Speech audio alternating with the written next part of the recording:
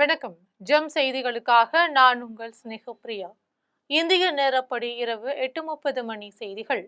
முதலில் ஜெம் தலைப்பு செய்திகளை காணலாம். உலகின் இரண்டாவது பெரிய சரக்கு போக்குவரத்து நிறுவனமாக உருவெடுத்த இந்திய ரயில்வே சரக்கு போக்குவரத்து முனையங்கள் 500ஆக அதிகரிக்கப்படும் என அமைச்சர் அஸ்வினி வைஷ்ணவ் அறிவிப்பு. இலங்கை நீதிமன்றத்தால் விடுவிக்கப்பட்ட தமிழ்நாடு மீனவர்களை தாயகம் அழைத்து வர வேண்டுகோள். வெளியுறவுத்துறை அமைச்சர் ஜெய்சங்கருக்கு முதலமைச்சர் மு.க.ஸ்டாலின் கடிதம். காரைக்காலில் மத்திய உள்துறை அமைச்சர் அமித்ஷாவுடன் புதுச்சேரி முதலமைச்சர் ரங்கசாமி சந்திப்பு. என்ஆர் காங்கிரசும் பாஜகவும் சட்டமன்ற தேர்தலை கூட்டாக சந்திக்க முடிவு. இந்தியாவில் ஊரக வேலை திட்டத்தால் தான் கொரோனா காலத்தில் அதிக அளவில் உயிரிழப்பு ஏற்படவில்லை. ஐநா சபையும் உலக அறிஞர்களும் பாராட்டியுள்ளதாக தமிழ்நாடு காங்கிரஸ் கமிட்டி தலைவர் செல்வ பெருந்தகை பேச்சு. இனி விரிவான செய்திகளை காணலாம். இந்திய ரயில்வே உலகின் இரண்டாவது பெரிய சரக்கு போக்குவரத்து நிறுவனமாக உள்ளதாக ரயில்வே அமைச்சர் அஸ்வினி வைஷ்ணவ் தெரிவித்துள்ளார். டெல்லியில் ரயில்வே அமைச்சர் அஸ்வினி வைஷ்ணவ் செய்தியாளர்களிடம் பேசினார். அப்போது இந்த ஆண்டில் ரயில்வே துறைகள் 52 வாரத்தில் 52 சீர்திருத்தங்களை மேற்கொள்ள திட்டமிட்டுள்ளதாக கூறினார். முதல் சீர்திருத்தமாக ஓடும் ரயில்களில் வழங்கப்படும் சேவைகளில் கவனம் செலுத்தப்பட உள்ளதாக கூறினார். ரயில் புறப்பட்டது முதல் சென்றடையும் இடம் வரை முன்பதிவு பெட்டியை போல் பொது பெட்டிகளிலும் தூய்மை பேணப்பட வேண்டும் என தெரிவித்தார். முதற்கட்டமாக 80 ரயில்களும் அடுத்த 3 ஆண்டுகளில் அனைத்து ரயில்களிலும் இது நடைமுறைப்படுத்த வேண்டும் என்றார். இரண்டாவது சீர்திருத்தமாக சரக்கு போக்குவரத்தில் கவனம் செலுத்த உள்ளதாக குறிப்பிட்டார். இப்போது 124 சரக்கு போக்குவரத்து முனையங்கள் உள்ளதாகவும் அடுத்த 5 ஆண்டுகளில் இதை 500க்கும் மேல் அதிகரிக்க உள்ளதாகவும் தெரிவித்தார். இலங்கை நீதிமன்றத்தால் விடுதலை செய்யப்பட்ட தமிழ்நாட்டு மீனவர்களை தாயகத்திற்கு அழைத்து வர உடனடி நடவடிக்கைகளை மேற்கொள்ள வலியுறுத்தி வெளியுறவுத்துறை அமைச்சர் ஜெய்சங்கருக்கு தமிழ்நாடு முதலமைச்சர் மு.க.ஸ்டாலின் கடிதம் எழுதியுள்ளார். அவர் எழுதியுள்ள கடிதத்தில் இலங்கை கடற்படையினரால் சிறைபிடிக்கப்பட்ட தமிழக மீனவர்கள் 12 பேரில் 9 பேரை யாழ்ப்பாணம் நீதிமன்றம் விடுவித்த நிலையில் 3 பேருக்கு 6 மாத கடுங்காவல் சிறை தண்டனையும் இலங்கை மதிப்பில் 11.5 லட்சம் ரூபாய் தண்டமும் விதித்துள்ளதாக சுட்டிக்காட்டியுள்ளார். தண்டத்தை கட்ட தவறினால் கூடுதலாக 3 மாதம் சிறையில் இருக்க வேண்டும் என்று நீதிமன்றம் கூறியுள்ளதையும் குறிப்பிட்டுள்ளார். நீதிமன்றத்தால் விடுவிக்கப்பட்ட மீனவர்கள் 9 பேரும் மிரிகானா தடுப்பு மையத்தில் உள்ளதாகவும் அவர்கள் தாயகம் திரும்புவதில் உள்ள நடைமுறை காரணமாக தொடர்ந்து காவலில் வைக்கப்பட்டுள்ளதாகவும் குறிப்பிட்டுள்ளார். விடுவிக்கப்பட்ட மீனவர்கள் தாயகம் திரும்ப தேவையான உடனடி நடவடிக்கைகளை எடுக்க வேண்டும் என்று வெளியுறவுத்துறை அமைச்சர் ஜெய்சங்கருக்கு கோரிக்கை விடுத்துள்ளார். மத்திய உள்துறை அமைச்சர் அமித்ஷாவும் புதுச்சேரி முதலமைச்சர் ரங்கசாமியும் சந்தித்து பேசி புதுச்சேரி மாநில சட்டமன்ற தேர்தலை என்ஆர் காங்கிரசும் பாஜகவும் கூட்டாக சந்திப்பது என்று முடிவு செய்துள்ளனர். காரைக்காலில் நடைபெற்ற பாஜக பொதுக்கூட்டத்தில் மத்திய உள்துறை அமைச்சர் அமித்ஷா கலந்து கொண்டு பேசினார். அதன்பின் காரைக்கால் கோட்டுச்சேரி சந்தை பகுதியில் அமித்ஷா பாஜக சுவர் விளம்பரத்தை தொடங்கி வைத்து பார்வையிட்டார். பாஜக நிகழ்ச்சிகளை முடித்த அமித்ஷா பச்சூரில் உள்ள தனியார் விடுதியில் கூட்டணி கட்சிகளுடன் பேச்சு நடத்தினார்.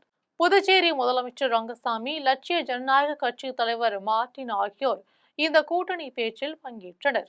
மத்திய உள்துறை அமைச்சர் அமித்ஷாவை தனியாக அவரது அறையில் சந்தித்து பேசிய ரங்கசாமி அவருக்கு வெள்ளி விநாயகர் சிலையை பரிசளித்தார். கடந்த சட்டமன்ற தேர்தலை போன்று தேசிய ஜனநாயக கூட்டணிகள் ரங்கசாமி இணைந்து பணியாற்ற வேண்டும் என்று அமித்ஷா வேண்டுகோள் வைத்தார்.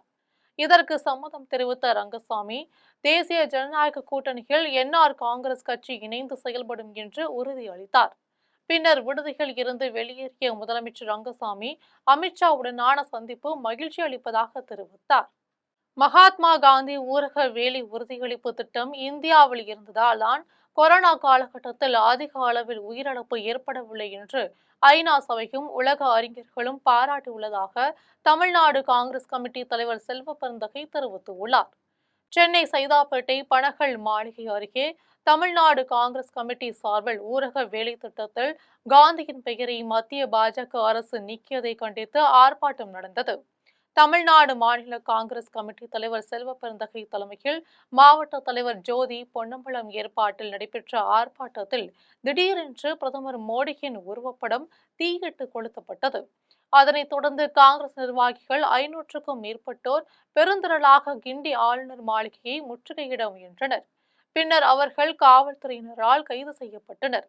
அப்போது பேசிய செல்வப்பெருந்தகை, மகாத்மா காந்தி ஊரக வேலை உறுதியளிப்பு திட்டம் இந்தியாவில் இருந்ததால் தான் கொரோனா காலகட்டத்தில் அதிக அளவில் உயிரிழப்பு ஏற்படவில்லை என்று ஐநா சபையும் உலக அறிஞர்களும் பாராட்டியுள்ளதாக தெரிவித்தார். மகளிர் உரிமை தொகை திட்டத்தை நிறுத்த முயன்ற பாஜக கூட்டத்தை ஓட ஓட விரட்ட வேண்டும் என்று அமைச்சர் சிவசங்கர் தெரிவித்துள்ளார். அரியலூர் மாவட்டம் கீழப்பழுவூர் அருகே சாத்தமங்கலத்தில் திமுக பரப்புரை கூட்டம் நடைபெற்றது. இதில் கலந்து கொண்டு பேசிய அமைச்சர் சிவசங்கர், மகளிர் உரிமை தொகை திட்டத்தை நிறுத்த முயன்ற பாஜக கூட்டத்தை ஓட ஓட விரட்ட வேண்டும் என்று தெரிவித்தார். தமிழ்நாட்டில் நலம் காக்கும் மருத்துவ முகாம்களுக்கு மக்களிடம் மிகப்பெரிய வரவேற்பு கிடைத்துள்ளதாக நல்வாழ்வுத்துறை அமைச்சர் மா சுப்பிரமணியன் தெரிவித்துள்ளார். பொள்ளாச்சி அடுத்த ரெட்டியாரூரில் நலம் காக்கும் மருத்துவ முகாம் நடந்தது. இதில் கலந்து கொண்ட அமைச்சர் மா சுப்பிரமணியன் பயனாளிகளுக்கு மருத்துவ அடையாள அட்டைகளும் நலத்திட்ட உதவிகளையும் வழங்கினார். அதன்பின் செய்தியாளர்களிடம் பேசிய அமைச்சர் மா சுப்பிரமணியன், தமிழக முதலமைச்சர் ஸ்டாலின் கடந்த 5 ஆண்டுகளாக நல்வாழ்வுத்துறையில் பல்வேறு திட்டங்களை இந்தியாவிற்கே முன்னோடியாக செயல்படுத்தி வருவதாக தெரிவித்தார். திருவள்ளூரில் 5வது புத்தக திருவிழாவை அமைச்சர் சாமு நாசர் தொடங்கி வைத்தார். திருவள்ளூர் மாவட்ட ஆட்சியர் அலுவலகம் அருகே புத்தக கண்காட்சியை சிறுபான்மையினர் நலத்துறை அமைச்சர் சாமு நாசர் தொடங்கி வைத்தார். இந்த புத்தக கண்காட்சி பிப்ரவரி 22ஆம் நாள் வரை நடைபெறவுள்ளது. இதில் ஆன்மீகம், அறிவியல், தொழில்நுட்பம், கவிதை என பல்வேறு துறைகளில் ஆயிரக்கணக்கான புத்தகங்கள் இடம்பெற்றுள்ளன.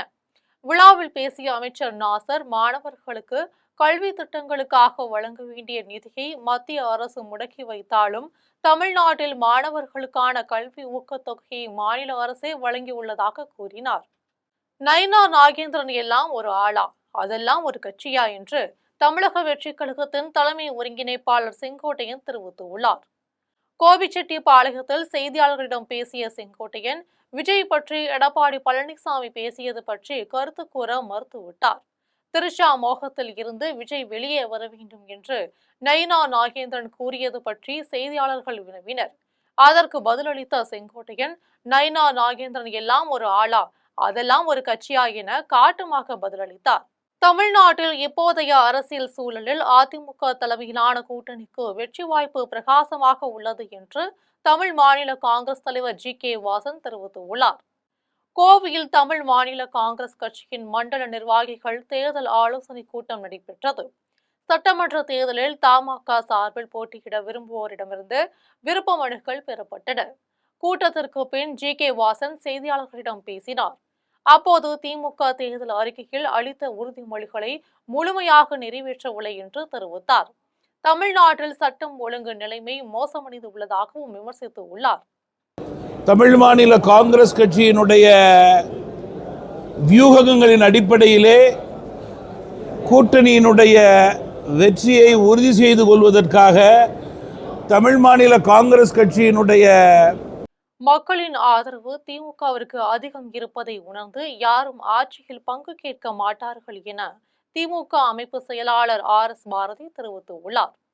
திமுக சட்டத்துறை மாநில நிர்வாகிகள், மண்டல பொறுப்பாளர்கள், மாவட்ட ஒருங்கிணைப்பாளர்கள், சட்டமன்ற தொகுதி ஒருங்கிணைப்பாளர்கள், மாவட்ட கண்காணிப்பாளர்களுக்கான ஆலோசனை கூட்டம் சென்னை தேனாம்பேட்டையில் நடைபெற்றது.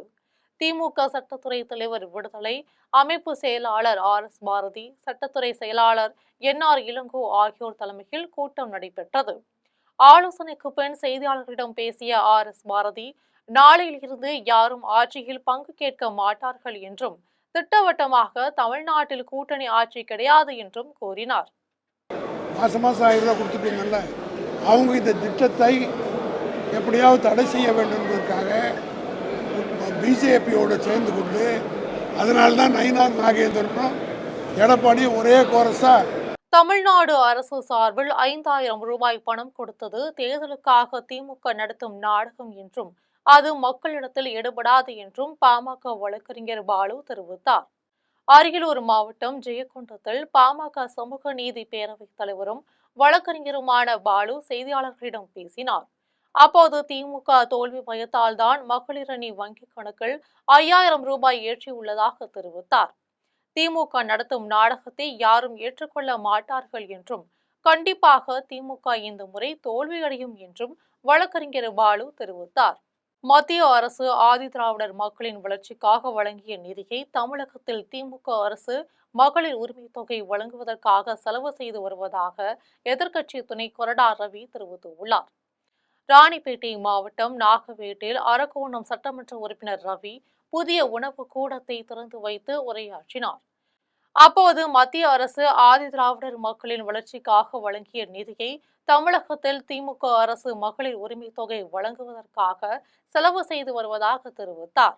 இதனால் ஆதிதிராவிடர் மக்களுக்கு அடிப்படை வசதிகள் செய்து கொடுக்க முடியாத நிலை ஏற்பட்டுள்ளதாக கூறினார்.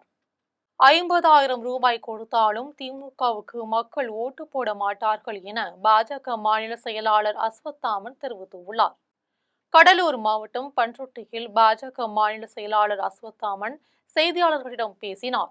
அப்போது 50,000 ரூபாய் கொடுத்தாலும் மக்கள் திமுகவுக்கு வாக்களிக்க மாட்டார்கள் என தெரிவித்தார். அரசு அமைதி பேச்சுவார்த்தையில் நமக்கு வாக்களித்தபடி 30 நாட்களுக்குள்ளாக கெடிலம் நதியில் இருக்கிற எல்லா குப்பைகளையும் அள்ளி நாங்கள் சுத்தம் செய்கிறோம் என்று சொன்னார்கள். ஆனால் இன்றும் முழுமையாக குப்பைகள் அகற்றப்படாமல் இருக்கிறது. திருநெல்வேலி மாவட்டம் பணக்குடி வள்ளியூர் பேரூராட்சிகளில் நகர்ப்புற வாழ்விட மேம்பாட்டு வாரிய குடியிருப்புகளுக்கு தற்காலிக ஆணைகளை சட்டப்பேரவைத் தலைவர் அப்பாவு வழங்கினார். பணக்குடி பேரூராட்சியில் 53 கோடி ரூபாய் மதிப்பீட்டில் 468 குடியிருப்புகள், வள்ளியூர் பேரூராட்சியில் 63 கோடி மதிப்பீட்டில் 504 குடியிருப்புகள் கட்டப்படுகின்றன. இந்நிலையில் பயனாளிகளுக்கு வீடு ஒதுக்கீட்டுக்கு தற்காலிக ஆணைகளை தமிழ்நாடு சட்டப்பேரவைத் தலைவர் அப்பாவு, மாவட்ட வருவாய் அலுவலர் துரை ஆகியோர் வழங்கினர். இந்த நிகழ்ச்சியில் நகர்ப்புற வாழ்விட மேம்பாட்டு வாரிய செயற்பொறியாளர் மாடசாமி, முன்னோடி வங்கி மேலாளர் கணேஷ் மணிகண்டன், பணக்குடி பேரூராட்சி தலைவர் தனலட்சுமி, வள்ளியூர் பேரூராட்சி தலைவர் ராதா, துணைத் தலைவர் கண்ணன், ராதாபுரம் வட்டாட்சியர் மாரிசெல்வன் ஆகியோர் கலந்து கொண்டனர். அதற்கான பணிகள் வேகமாக நடைபெற்று முடிவடையும் நிலையில் இருக்கின்றன. அரியலூர் மாவட்டம் உடையார்பாளையத்தில் வாரச்சந்தை ஏலம் எடுப்பதில் பட்டியல் இனத்தை சேர்ந்த திமுக நிர்வாகியை புறக்கணித்ததால் பேரூராட்சி அலுவலகத்தை முற்றுகையிட்டனர். அரியலூர் மாவட்டம் உடையார்பாளையத்தில் வாரச்சந்தைக்கான ஏலம் நடைபெற்றது. ஏலம் எடுப்பதற்காக பலர் பேரூராட்சி அலுவலகத்திற்கு வந்திருந்தனர். அப்போது 25 லட்சம் ரூபாய் பணம் கட்டுபவர்கள் ஏலம் எடுக்கலாம் என அரசு சார்பில் தெரிவிக்கப்பட்டது. பட்டியல் இனத்தை சேர்ந்த திமுக நிர்வாகி பிரபு என்பவர் அரசு அறிவித்தபடி 25 லட்சம் ரூபாய்க்கான வரை ஓலையை கொடுத்து பதிவு செய்ய முன்வந்தார். அப்போது அங்கிருந்த அதிகாரிகள் திடீரென ஏலத்தை நிறுத்தி தேதி குறிப்பிடாமல் ஏலம் ஒத்திவைக்கப்பட்டுள்ளதாக அறிவித்தனர். இதனால் அதிர்ச்சி அடைந்த திமுக நிர்வாகி பிரபு அரசு அலுவலரிடம் முறையிட்டும் உரிய பதிலில்லை. பின்னர் அவரது ஆதரவாளர்கள் திரண்டு உடையார்பாளையம் பேரூராட்சி அலுவலகத்தை முற்றுகையிட்டனர். இதனால் அங்கு பரபரப்பு ஏற்பட்டது. அப்ப என்ன இதுல ஜாதி இருக்கு? இப்ப ஜாதி இல்லைன்னாங்க. ஒரு பொதுப்பட்ட பப்ளிக் இடத்துல கூட கலந்துக்க முடியல எங்களால. ஒரு பேரூராட்சிக்கு இந்த நிலைமை. அப்ப கிராம பஞ்சாயத்து என்ன வருது? இன்னும் எங்களை விட இன்னும் ஒடுக்கப்பட்டவங்க, சுத்தமா காசு பணமே இல்லாதவங்க எல்லாம் என்ன நிலைமையா வருது? திருவண்ணாமலை மாவட்டம் வந்தவாசி வட்டம் இளங்காட்டில் பழைய வீட்டை இடித்த போது இடிபாடுகளில் சிக்கி 2 மாணவர்கள் உயிரிழந்தது சோகத்தை ஏற்படுத்தியுள்ளது. வந்தவாசி வட்டம் இளங்காட்டில் முனியன் என்பவர் புதிய வீடு கட்டுவதற்காக தனது பழைய வீட்டை இடித்தார். அப்போது கட்டட இடிபாடுகளில் சிக்கி வழுவூரை சேர்ந்த அவரது மகள் வழிபேரன்களும் மோகன் என்பவரின் மகன்களுமான அபினேஷ், முகேஷ் ஆகிய 2 மாணவர்கள் நிகழ்விடத்திலேயே உயிரிழந்தனர். இளங்காட்டை சேர்ந்த சீதாராமன் என்பவரின் மகன் ஸ்ரீராம் காயமடைந்தார். அவருக்கு செங்கல்பட்டு அரசு மருத்துவமனையில் சிகிச்சை அளிக்கப்படுகிறது. இதையொட்டி வழுவூருக்கு சென்ற அதிமுக மாவட்ட செயலாளர் தூசி மோகன் குழந்தைகளை இழந்த குடும்பத்தினருக்கு ஆறுதல் கூறி நிதியுதவி வழங்கினார். இந்திய அமெரிக்க தடையற்ற வணிக உடன்பாட்டு நகலை தீயிட்டு கொளுத்துங்கள் என்று விவசாயிகளுக்கு PR பாண்டியன் வேண்டுகோள் விடுத்துள்ளார். திருவாரூர் மாவட்டம் மன்னார்குடியில் தமிழக அனைத்து விவசாயிகள் சங்கங்களின் ஒருங்கிணைப்பு குழு தலைவர் PR பாண்டியன் செய்தியாளர்களிடம் பேசினார். அப்போது நெல் கொள்முதல் நிலையங்களில் 2 கிலோ வரை கூடுதல் எடை வைத்து முறைகேடு நடப்பதாக கூறினார். அமெரிக்காவுடன் செய்து கொண்ட தடையற்ற வணிக உடன்பாட்டில் இந்திய வேளாண் விளைபொருட்களுக்கு அமெரிக்காவில் 18 விழுக்காடு வரி விதிக்கவும், அமெரிக்க பொருட்களை இந்தியாவில் வரி இல்லாமல் இறக்குமதி செய்யவும் வகை செய்துள்ளதாக குற்றம் சாட்டினார். இந்த உடன்பாட்டின் நகலை விவசாயிகள் தீயிட்டு கொளுத்த வேண்டும் என்று PR பாண்டியன் கேட்டுக்கொண்டார். காப்பீட்டு நிறுவனங்களையே அதிகாரமிக்க அரசியல் குடும்பங்கள் தனதாக்கி கொண்டு விவசாயிகள் வயிற்றில் அடிப்பதை அனுமதிக்க முடியாது. குறிப்பாக திருவாரூர் மாவட்டத்தில் நீடாமங்கலம் பகுதியில் மிக மோசமாக பாதிக்கப்பட்ட கிராமங்களில் திருவண்ணாமலை மாவட்டம் ஆரணியில் திமுக அரசை கண்டித்து விவசாயிகள் ஆர்ப்பாட்டத்தில் ஈடுபட்டனர். ஆரணி வட்டாட்சியர் அலுவலகம் முன் கட்சி சார்பற்ற தமிழக விவசாய சங்கத்தின் மாவட்ட தலைவர் வாக்கடி புருஷோத்தமன் தலைமையில் விவசாயிகள் திமுக அரசுக்கு எதிராக முழக்கமிட்டனர். அதிமுக ஆட்சியில் கொண்டு வந்த தாலிக்கு தங்கம் போன்ற மக்கள் நலத்திட்டங்களை திமுக அரசு முடக்கியுள்ளதாக குற்றம் சாட்டினர். சேலத்தில் கூட்டத்தில் மயங்கி விழுந்து உயிரிழந்த வடமாநில தொழிலாளியின் குடும்பத்திற்கு நடிகர் விஜய் உதவ வேண்டும் என கோரி உடலை வாங்க உறவினர்கள் மறுத்ததால் பரபரப்பு ஏற்பட்டது. சேலம் மாவட்டம் சீலநாயக்கன்பட்டியில் தமிழக வெற்றிக் கழக நிர்வாகிகள் கூட்டத்தில் கலந்து கொண்டிருந்த மகாராஷ்டிரா மாநிலத்தை சேர்ந்த தொழிலாளி சூரஜ் திடீரென மயங்கி விழுந்து உயிரிழந்தார். இது தொடர்பாக காவல்துறையினர் விசாரணை நடத்தி வருகின்றனர். சேலம் அரசு மருத்துவமனையில் கூராய்வு முடித்து காவல்துறையினர் சூரஜின் உடலை உறவினர்களிடம் ஒப்படைக்க இருந்தனர். அப்போது உறவினர்களும் நண்பர்களும் விஜய் எந்த ஒரு நிதியுதவியும் செய்யவில்லை என கூறி உடலை வாங்க மறுத்தனர். இதனைத் தொடர்ந்து காவல்துறையினர் அவர்களிடம் பேச்சு நடத்தினர்.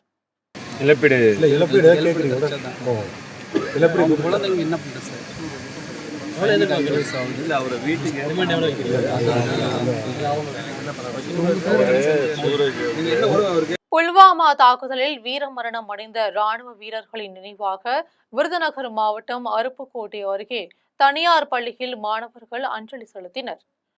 அருப்புக்கோட்டை பாளையம்பட்டி தனியார் பள்ளியில் முப்படைகளில் பணிபுரியும் விருதுநகர் மாவட்ட ஜவான்ஸ் நலசங்கத்தினர் பள்ளி மாணவ மாணவிகள் ஆசிரியர்கள் இணைந்து ராணுவ வீரர்களுக்கு மெழுகுவர்த்தி ஏற்றி வைத்து மலர்கள் தூவி அஞ்சலி செலுத்தினர். திருவண்ணாமலை மாவட்டம் ஆரணியில் புல்வாமா தாக்குதலில் வீரமரணம் அடைந்த ராணுவ வீரர்களுக்கு நினைவு அஞ்சலி செலுத்தப்பட்டது. ஆரணி கார்கில் போர் நினைவு தூணில் விவசாய சங்க மாநில துணைத் தலைவர் மூர்த்தி, 10 ரூபாய் இயக்கும் மாவட்ட செயலாளர் குணாநிதி, முன்னாள் ராணுவ வீரர் சுந்தரபாண்டியன், சரவணன், சுகுமாரன் ஆகியோர் அஞ்சலி செலுத்தினர். இதில் தமிழ் வளர்ச்சி மன்றம் கோபால், வியாபாரிகள் சங்க தலைவர் தீனன், முன்னாள் ராணுவ வீரர்கள், விவசாய சங்கத்தினர், பொதுமக்கள் கலந்து கொண்டனர். செங்கல்பட்டு மாவட்டம் கல்பாக்கம் அருகே 2 ஊர் மீனவர்களுக்கு இடையே மோதலை உண்டாக்கும் வகையில் நடந்து கொள்ளும் வட்டாட்சியரை கண்டித்து உய்யாலிக்குப்பம் மீனவர்கள் ஆர்ப்பாட்டத்தில் ஈடுபட்டனர். செங்கல்பட்டு மாவட்டம் புதுப்பட்டினம் உய்யாலிக்குப்பம் மீனவர் பகுதியில் அருகருகே அமைந்துள்ளன. இப்பகுதிகளில் 3 ஏக்கரில் கோவில் கட்டியும் சாலை அமைத்தும் உய்யாலிக்குப்பம் மீனவர்கள் பயன்படுத்தி வருகின்றனர். 1 ஏக்கர் 30 சென்ட் நிலத்தில் புதுப்பட்டினம் மக்கள் அங்காளம்மன் கோவிலை கட்டி வழிபட்டு வருகின்றனர். இந்நிலையில் உய்யாலிக்குப்பம் மீனவர்கள் பயன்படுத்தி வரும் 3 ஏக்கர் நிலமும் தங்களுக்கு தான் சொந்தம் என புதுப்பட்டினம் மீனவர்கள் உரிமை கோரி வருகின்றனர். இந்நிலையில் புதுப்பட்டினம் மீனவர்களுக்கு ஆதரவாக வட்டாட்சியரும் காவல்துறையும் இருப்பதாக உய்யாலிக்குப்பம் மீனவர்கள் குற்றம் சாட்டியுள்ளனர். இதை கண்டித்து உய்யாலிக்குப்பம் மீனவர்கள் ஆர்ப்பாட்டத்தில் ஈடுபட்டனர். 3 வருஷமா நடந்துன்னு இருக்கு. இன்னைக்கு வராங்க, நாளைக்கு வராங்க, அதிகாரிங்க நான் பண்றேன் நீ பண்றேன்னு தான் பேசுறாங்க. ஆனா எங்களுக்கு வந்த கோர்ட் ஆர்டர் பிரகாரம் தாசில்தாரு தப்பான முறையில ஒரே ஒரு பக்கம் இந்த மீனவர் பகுதிக்கு மட்டும்தான் சப்போர்ட் பண்றாரு. தூத்துக்குடி மாவட்டம் புதூரில் பயிர்களை சேதப்படுத்தும் வனவிலங்குகளை கட்டுப்படுத்தவும், வறட்சியால் பாதிக்கப்பட்ட பயிர்களுக்கு இழப்பீடு வழங்கவும் வலியுறுத்தி விவசாயிகள் ஆர்ப்பாட்டத்தில் ஈடுபட்டனர். விளாத்திக்குளம் புதூர் பகுதியில் பயிர்களை சேதப்படுத்தும் வனவிலங்குகளை கட்டுப்படுத்த நடவடிக்கை எடுக்க வேண்டும், விளைபொருட்களுக்கு அரசு விலை நிர்ணயம் செய்ய வேண்டும், வறட்சியால் பாதிக்கப்பட்ட பகுதிகளில் இழப்பீடு வழங்க வேண்டும் என்று விவசாயிகள் கோரி வருகின்றனர். இந்த கோரிக்கைகளை வலியுறுத்தி புதூர் வட்டார விவசாயிகள் சங்கம் சார்பில் ஆர்ப்பாட்டம் நடைபெற்றது. பழஞ்சூர், பாப்பான் சத்திரம் ஆகிய ஊர்கள் திருவள்ளூர் மாவட்டத்தில் காணவில்லை என கூறி 500க்கும் மேற்பட்டோர் ஆர்ப்பாட்டத்தில் ஈடுபட்டனர். திருவள்ளூர் மாவட்டம் பூவிருந்தவள்ளி ஒன்றியத்திற்கு உட்பட்ட செம்பரம்பாக்கம் ஊராட்சியில் செம்பரம்பாக்கம், பழஞ்சூர், பாப்பான் சத்திரம் ஆகிய ஊர்கள் உள்ளன. 1997ஆம் ஆண்டு ஒருங்கிணைந்த செங்கல்பட்டு மாவட்டத்தில் இருந்து திருவள்ளூர், காஞ்சிபுரம் மாவட்டங்கள் இரண்டாக பிரிக்கப்பட்ட போது செம்பரம்பாக்கம் ஊராட்சி பூவிருந்தவள்ளி வட்டத்திற்கும், அதே ஊராட்சிக்குட்பட்ட பழஞ்சூரும், பாப்பன் சத்திரமும் காஞ்சிபுரம் மாவட்டத்தில் உள்ள திருப்பெரும்புதூர் வட்டத்திற்கும் மாற்றப்பட்டன. ஒரே ஊராட்சிக்குட்பட்ட ஊர்கள் 2 மாவட்டங்களின் கட்டுப்பாட்டில் இருந்ததால் பொதுமக்கள் பூவிருந்தவள்ளி, திருப்பெரும்புதூர் வட்டங்களுக்கு சென்று வந்தனர். குழப்பத்தை தவிர்க்க பழஞ்சூர், பாப்பான் சத்திரம் ஆகிய ஊர்களை திருவள்ளூர் மாவட்டத்துடன் முழுமையாக இணைக்க வேண்டும் என அப்பகுதி மக்கள் 29 ஆண்டுகளாக போராடி வருகின்றனர். இது தொடர்பான வழக்கில் 2 ஊர்களையும் திருவள்ளூர் மாவட்டத்துடன் இணைக்க உயர்நீதிமன்றம் உத்தரவிட்டது. அதன்படி பல்வேறு நடவடிக்கைகள் மேற்கொண்ட போதும் குழப்பம் நீடிப்பதாக பொதுமக்கள் தெரிவித்து வருகின்றனர். சேலம் மாவட்டம் ஆத்தூரில் வெள்ளப்பிள்ளையார் கோவிலில் காதலர் நாளில் நானும் அவள் காதலும் என்ற புதிய படத்திற்கான பூஜை நடைபெற்றது. சேலம் மாவட்டம் ஆத்தூரில் வெள்ளப்பிள்ளையார் கோவிலில் காரிகை குறும்பட இயக்குனர் வெங்கடேசன் இயக்கத்தில் நானும் அவள் காதலும் என்ற புதிய படத்திற்கான பூஜை நடைபெற்றது. இதில் தயாரிப்பாளர் சோலைசந்திரன், நரசிங்கபுரம் முன்னாள் தலைவர் காட்டு ராஜா, வோடபோன் முத்து, பிரபல புத்தக எழுத்தாளர் வரிசை கி. ராமச்சந்திரன் உள்ளிட்ட பலர் பங்கேற்றனர். திண்டுக்கல் மாவட்டம் பட்டிவீரன்பட்டியில் இருசக்கர வாகனத்தின் மீது கார் மோதியதில் 2 உயிரிழந்தனர். நிலக்கோட்டை பூசாரிப்பட்டியை சேர்ந்த முனியாண்டியும், முத்தலாபுரத்தை சேர்ந்த அழகுமலையும் இருசக்கர வாகனத்தில் வத்தலகுண்டு செம்பட்டி சாலையில் சென்று கொண்டிருந்தனர். அப்போது திண்டுக்கல்லில் இருந்து தேனியை நோக்கி சென்ற கார் அவர்கள் மீது அதிவேகமாக மோதியது. இதில் 2 சாலையில் தூக்கி வீசப்பட்டு நிகழ்விடத்திலேயே உயிரிழந்தனர். பட்டிவீரன்பட்டி காவல்துறையினர் 2 உடல்களையும் கூராய்வுக்காக வத்தலகுண்டு மருத்துவமனைக்கு அனுப்பி வைத்தனர். விபத்து குறித்து வழக்கு பதிந்து விசாரணை நடத்தி வருகின்றனர். சேலம் மாவட்டம் வாழப்பாடி அருகே பெரிய கவுண்டாபுரத்தில் ஜல்லிக்கட்டு போட்டியை மாவட்ட வருவாய் அலுவலரும் வட்டாட்சியரும் தொடங்கி வைத்தனர். வாழப்பாடி அருகே பெரிய கவுண்டாபுரத்தில் மாவட்ட வருவாய் அலுவலர் ரவிக்குமார், வட்டாட்சியர் ஜெயந்தி ஆகியோர் ஜல்லிக்கட்டு போட்டியை தொடங்கி வைத்தனர். இந்த போட்டியில் 450 மாடுபிடி வீரர்களும் 500 காளைகளும் பங்கேற்றனர். இந்த போட்டியில் முதலில் கோவில் காளை வாடிவாசல் வழியாக அவிழ்த்து விடப்பட்டது. பின்னர் காளைகள் ஒன்றன் பின் ஒன்றாக சீறி பாய்ந்தன. ஒரு சுற்றில் 56 மாடுபிடி வீரர்கள் என்ற கணக்கில் 8 சுற்றாக களம் இறங்கினர். காளைகளை அடக்கிய மாடுபிடி வீரர்களுக்கு மேசை, மிதிவண்டி, வெள்ளி பொருட்கள், சில்வர் பாத்திரங்கள், குத்து விளக்கு ஆகிய பரிசுகள் வழங்கப்பட்டது. அடக்க முடியாத காளைகளின் உரிமையாளர்களுக்கு விழாக்குழு சார்பில் பரிசுகள் வழங்கப்பட்டன. நாகர்கோவிலில் நடைபெற்ற சிலம்ப போட்டியில் 500க்கும் மேற்பட்ட மாணவ மாணவிகள் ஆர்வத்துடன் பங்கேற்றனர். தமிழர்களின் பாரம்பரிய சிறப்புமிக்க சிலம்ப கலைகள் ஒரு பகுதியான நடசாரி சிலம்பம் கன்னியாகுமரி மாவட்டத்தில் புகழ் பெற்றது. நாகர்கோவிலில் நடசாரி சிலம்ப விளையாட்டுக் கழக தலைவர் அர்னால்டு அரசு, பொதுச் செயலாளர் ஜெயக்குமார் ஆகியோர் தலைமையில் விளையாட்டுப் போட்டி நடைபெற்றது. இதில் 10 வயது முதல் 16 வயதிற்குட்பட்ட 500க்கும் மேற்பட்ட மாணவ மாணவிகள் ஆர்வத்துடன் பங்கேற்று திறமைகளை வெளிப்படுத்தினர். இதில் வெற்றி பெறும் மாணவ மாணவிகள் மே மாதம் சென்னையில் நடைபெறும் மாநில அளவிலான போட்டிகளில் கலந்து கொள்ள உள்ளனர். சென்னை உள்ளகரம் ஸ்ரீதேவி காளிகா பரமேஸ்வரி ஆலயத்தில் 50ஆம் ஆண்டு மயான கொள்ளை திருவிழாவை முன்னிட்டு அகண்ட அன்னதானம் நடைபெற்றது. சோழிங்கநல்லூர் தொகுதிக்குட்பட்ட உள்ளகரம் 185வது வார்டு பாலாஜி நகரில் ஸ்ரீதேவி காளிகா பரமேஸ்வரி ஆலயத்தில் 50ஆம் ஆண்டு மயான கொள்ளை திருவிழாவை முன்னிட்டு அன்னதானம் நடைபெற்றது. 185வது வார்டு மாமன்ற உறுப்பினர் ஷர்மிளா தேவி, திமுக 185வது வட்ட செயலாளர் திவாகர் ஆகியோர் அன்னதானம் ஏற்பாடு செய்தனர். வட்ட செயலாளர் திவாகர் அம்மனின் சிறப்பு அபிஷேகத்தில் கலந்து கொண்டு வணங்கினார். அப்பொழுது ஆலய நிர்வாகிகள் திவாகரை கௌரவப்படுத்தினர். அதனைத் தொடர்ந்து அனைவருக்கும் திவாகர் அன்னதானம் வழங்கினார். மீண்டும் ஜெம் தலைப்பு செய்திகள். உலகின் 2வது பெரிய சரக்கு போக்குவரத்து நிறுவனமாக உருவெடுத்த இந்திய ரயில்வே சரக்கு போக்குவரத்து முனையங்கள் 500ஆக அதிகரிக்கப்படும் என அமைச்சர் அஸ்வினி வைஷ்ணவ் அறிவிப்பு. இலங்கை நீதிமன்றத்தால் விடுவிக்கப்பட்ட தமிழ்நாடு மீனவர்களை தாயகம் அழைத்து வர வேண்டுகோள். வெளியுறவுத்துறை அமைச்சர் ஜெய்சங்கருக்கு முதலமைச்சர் மு.க.ஸ்டாலின் கடிதம். காரைக்காலில் மத்திய உள்துறை அமைச்சர் அமித்ஷாவுடன் புதுச்சேரி முதலமைச்சர் ரங்கசாமி சந்திப்பு. என்ஆர் காங்கிரசும் பாஜகவும் சட்டமன்ற தேர்தலை கூட்டாக சந்திக்க முடிவு. இந்தியாவில் ஊரக வேலை திட்டத்தால் தான் கொரோனா காலத்தில் அதிக அளவில் உயிரிழப்பு ஏற்படவில்லை. ஐநா சபைக்கும் உலக அறிஞர்களும் பாராட்டியுள்ளதாக தமிழ்நாடு காங்கிரஸ் கமிட்டி தலைவர் செல்வ பெருந்தகை பேச்சு. இத்துடன் ஜெம் செய்திகள் நிறைவடைகின்றன. மீண்டும் ஜெம் செய்திகள் இரவு 12 மணிக்கு. உடனுக்குடன் செய்திகளை காண gemnews.tv என்ற இணையதளத்தில் இணைந்திருங்கள். நன்றி, வணக்கம்.